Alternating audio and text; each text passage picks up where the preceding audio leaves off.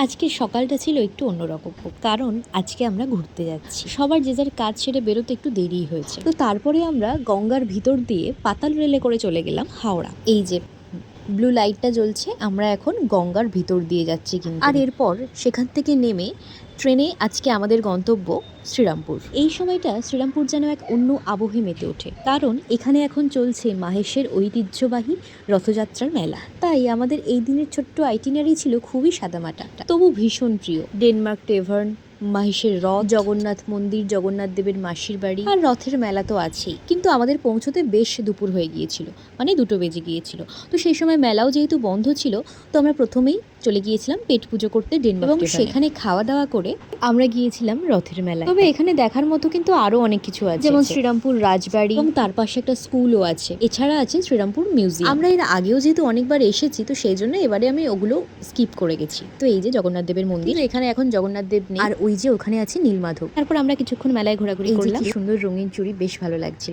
এখানে এই চুড়ির দোকানটা খুব ভালো লাগে, যদিও আমি কনফিউজড হয়ে গিয়ে কিছুই কিনিনি। এরপরে আমাদের যাওয়ার পালা হচ্ছে জগন্নাথ দেবের মাসির বাড়ি। একটা কথা জানিয়ে রাখি, এখানের এই যে মেলাটা কিন্তু বিকাল 5টা থেকে খোলে। আর এই যে জগন্নাথ দেব, বলরাম, সুভদ্রা, এই যে এখানে আমরা খুব ভালোভাবে দর্শন করে তারপরে আমাদের বাড়ি ফেরার পালা। এই যে এখানে কিন্তু বেশ বড় লাইন পড়েছে। তো এইভাবে আজকের দিনটা কিন্তু বেশ ভালোই কাটলো। তো আজকে এই পর্যন্তই, টাটা।